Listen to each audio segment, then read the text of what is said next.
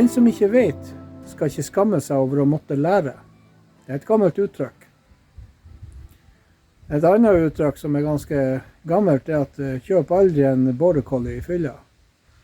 Men det en annen historie. Volvo 500, 1975-modell, gått ca. 5800 noe ish timer. Og det var før jeg fant ut at timetelleren ikke fungerte. Volvo jo kjent for rust i de her hyttene. Volvo 500 jo rett og slett en internasjonal. Altså understellet fra en internasjonal. Panseret og hytta fra Volvo. Og de ruster. Da jeg kjøpte denne traktoren, så var det massevis av lekkasjer fra styresylinderen. Den spruta ut, rett og slett. Og når jeg var og så på traktoren, der og da, så burde det ha ringt i bjella og bare spring, for faen, spring. Men når man ikke har peiling, så man sånn at, ja, man litt full av overmot. Og tenker at, nei, det går noe bra å fikse. Men man tenker jo ikke på det at man har jo ikke peiling på det man holder på med. Og jeg har ikke peiling på traktor. Så hva så kunne gå galt? Som vi ser, så han rimelig crusty.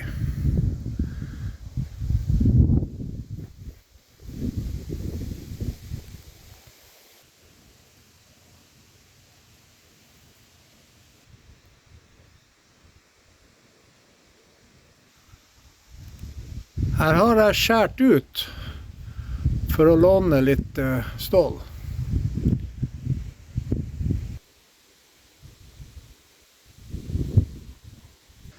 Bak på traktoren så det meste ship shape. Det ikke så mye å henge seg opp i der. Så den grei. Her oljetakksgiveren, og den bytter jeg, for der lagt det. Det rann nesten olje ut av den. Det ser jo høvelig greit ut. Det jo litt svetting og sånt, men det ikke mer enn det må være. Lysene fungerte ikke, så da kjøpte jeg nye lys, og har lakket opp grillen, og her oppe. Men vi ser jo det at russen, den tar bare tak. Dynamoen på den her, den har en tendens til å slire. Slik at han produserer ikke strøm. Men da det bare å gi han litt gass. Vi ser her det enda flere rustangrep. Inni selve hytta så det bra med rust der også. Det ikke noe unntak. Nå har jo jeg kuttet ut en del her borte og her. Så den noe grei. Her på den andre siden har jeg ikke gjort noe. Og det nummeret før det kollapser helt. Så vi ser at det rimelig crusty. Når man går inn i hytta så må man passe seg hvor man trør henne. For hvis ikke så kan man forsvinne. Så med alt det så tenkte jeg det kunne være greit å få tak i hytta. Og det ikke så lett å finne en rimelig grei hytta til det her. De sjelden bare. Men jeg fant en på Finn i 2019. Problemet var at det var 2020 kilometer unna. Men nå det et problem? For oss som bor i Nord-Norge, så det bare et kaffekok. Det bare et lite stykke. For vi har så stor avstand her, at vi vant med det. Så jeg heiv meg bil med henger, kjørte sørover. Det en plass som heter Bjerkreim, som rett nord om Egersund. Og han stakkars bonden som traff meg der og skulle selge den hytta, jeg tror han var høvelig overgitt over at man var så gæren at man kjørte så langt. Men jeg fikk hjem hytta, og det viste seg at det var ikke så veldig mye rust på den, men noe var det. Så vi kan jo gå og se på den. Da jeg fikk hjem hytta, så ble den stående godt og vel et år ute for at jeg begynte med den. Koronapandemien gjorde at man begynte å kjede seg, og ja, man hev seg til og begynte med hytta da. Så jeg laget da til en liten anordning her i garasjen som jeg satt hytta på, for å begynne å strippe den rett og slett for ting og tang. Men jeg oppdaget fort det at det var litt sånn uhøvelig å ha hytta stående på en plass uten å kunne flytte den. Så da laget jeg til denne tralla her så, med hjul på, så jeg kunne flytte den.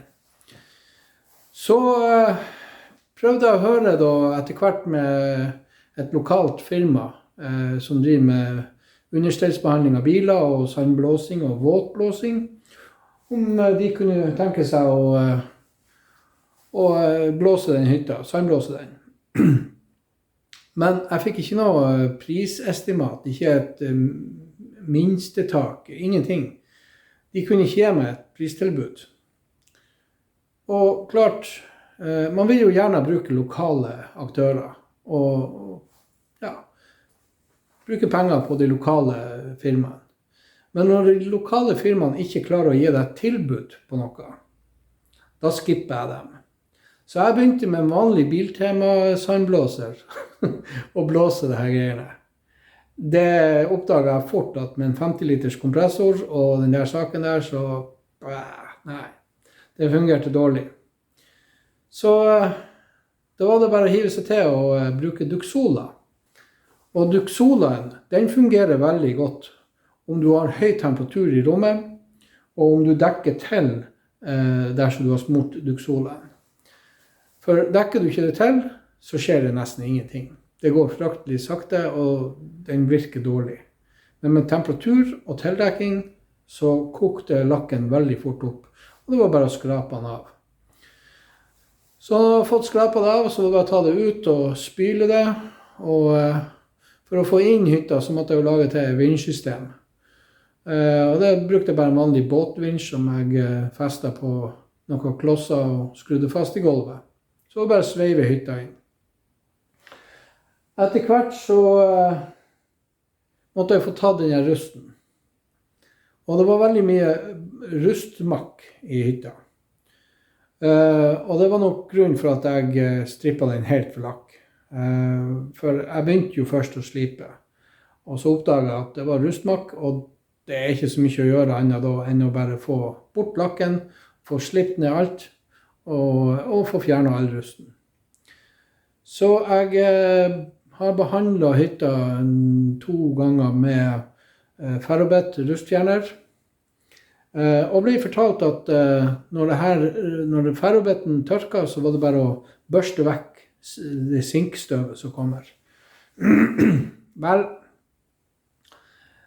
problemet med ferrobetten er at når den tørker, så lager den ujevnheter. Dersom det har rent og liksom, der det har vært ujevnt påført, så vil du merke ujevnheter. Og jeg er litt for petimeter til at jeg skal tørre å legge lakk på noe som er så ujevnt. Greit nok, det er hytta fra 1976, tror jeg den her er fra. Men allikevel, så når man først gjør noe, så skal man jo prøve å gjøre det litt ordentlig. Det er i hvert fall sånn jeg tenker. Så jeg skippet å legge lakk rett opp på ferrobetten, for jeg fikk meg ikke til å gjøre det. Jeg fikk en dårlig magefølelse på det. Så, men med ferrobetten så hadde jeg da fått bindet rusten, og fått et lag med, jeg tror ferrosilisium eller ferro et eller annet, som legger seg på. Og stoppe videre rustangrep. Så jeg fant ut at ok, da er det bare å slipe ned alt. Så jeg brukte 2-3 dager på å slipe ned alt med 120 korn pusspapir. Det er en fryktelig omstendig prosess. Og så var da tida kommet til å begynne å spakle der, for der det var veldig mye rustporer og sånt, gravrust og sånt, så hadde jeg lyst til å fylle litt i det, for å få det til å se litt mer freshere ut. Men, vel, det jo begrenset hvor petimeter man skal være. Når nå alt var slitt ned, så var det tid for å få lagt inn litt nytt stål der det trengtes. Jeg hadde ikke sveist siden i 1992. Da brukte jeg pinnesveis. Og jeg hadde et MIG-sveisapparat fra Jula, som heter MEK. Jeg kaller det for møk, for det noe drit. Med det apparatet kunne jeg ikke sveise med gass. Og dette jo tynnplate. Å holde på med å sveise på det uten tynn tråd, det var vanskelig. Det brant gjennom, det var bare tull, rett og slett. Så jeg kjøpte et sveiseapparat fra toolfarm.no, Magma ProMig 180 heter det, som jeg kan bruke dekkgass til og bruke 0,6 tråd. Så enkelte av de her delene måtte jeg jo lage selv, eller mesteparten av delene måtte jeg lage selv. Og jeg har ikke noen plateknekker eller noen ting. I hvert fall ikke da, men jeg har jo kjøpt i etterkant. Men da jeg startet, så startet jeg med en dør. Og da lager jeg delene bit for bit. Og banker det til på ambolt. Det veldig, veldig spennende å holde på med sånt, synes jeg. For man får laget noe med nevene. Det liksom, du skaper noe. Det synes jeg veldig, veldig, veldig flott. Så inne i hytta så var det jo, spesielt under vinduene, var det jo en del rust. Og der borte i den buen som går liksom opp, der var det en del rust. Og samme her nede på, spesielt under denne glassruta, så var det veldig mye rust. Så der lager jeg til da, de delene. Så jeg legger ut noen bilder her, så kan dere jo se på og høre på litt fin musikk imens. Hey there, baby, sweet as can be. For your love I beg, borrow or steal. Beg, borrow or steal. Beg, borrow or steal. For a love like yours I beg, borrow or steal.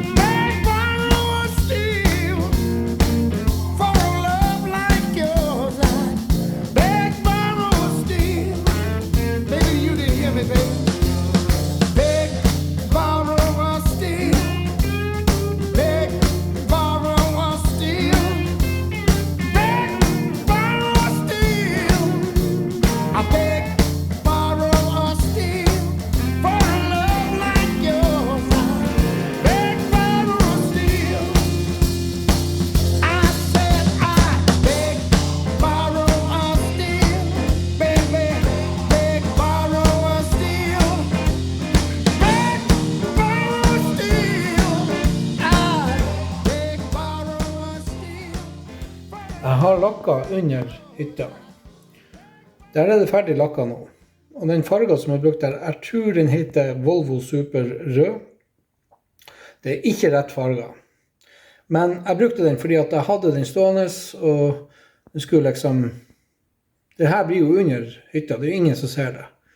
Så den ble brukt rett og slett bare for å spare på den lakken som blir brukt på utsida av hytta. Og med å lakke under her på forhånd, så slipper jeg å løfte opp hytta hver gang jeg skal lakke under den, når jeg begynner med selve hovedlakkingen. Jeg må nok bygge meg en lakkboks inne. Tanken var å bruke det her partyteltet her, men jeg var såpass lite lur at jeg målte ikke høyden på hytta før jeg satte opp det teltet. Og når jeg tar hytta inn i teltet, så har jeg cirka så mye høyde fra taket og opp til taket på selve partyteltet. Og det er ikke høyt nok til å drive og lakke. Så jeg må nok lage meg en lakkboks. Jeg har veldig få midler til å gjøre det.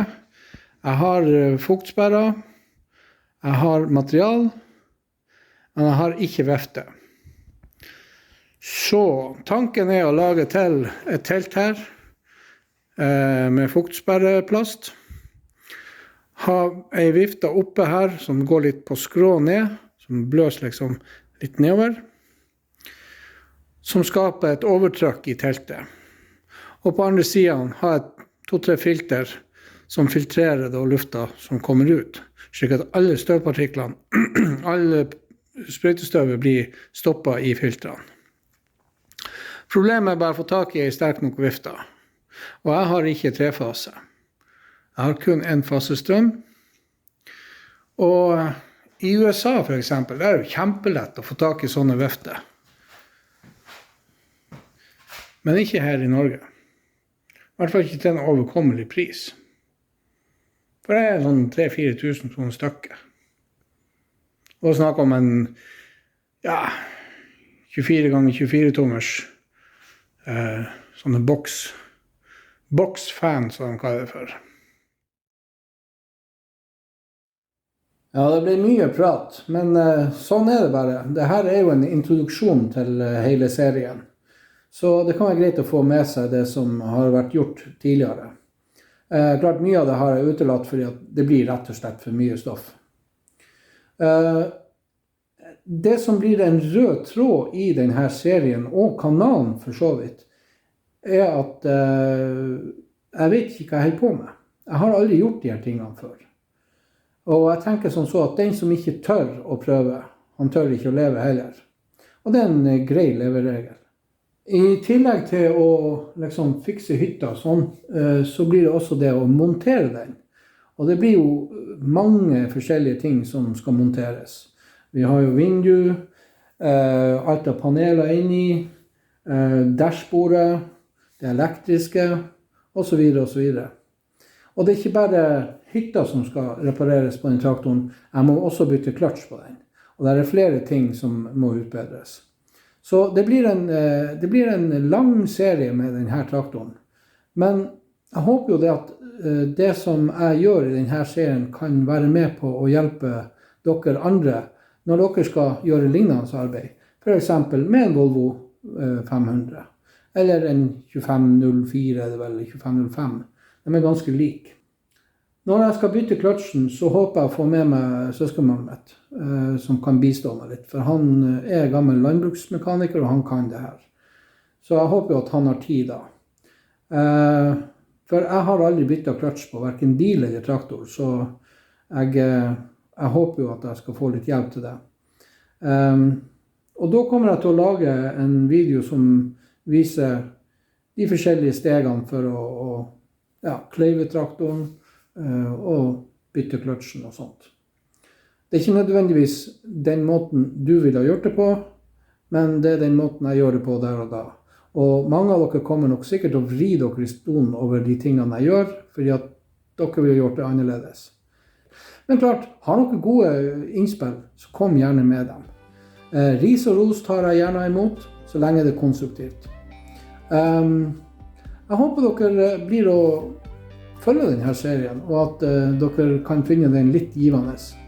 Og hvis dere gjør det, så trykk gjerne på like-knappen. Abonner gjerne på kanalen. Og så kan dere jo ringe med denne bjella, eller hva det nå er for noe, så får dere varsel når det kommer en ny video. Så inntil neste video, så får dere bare kose dere, og så får dere ha takk for at dere så på.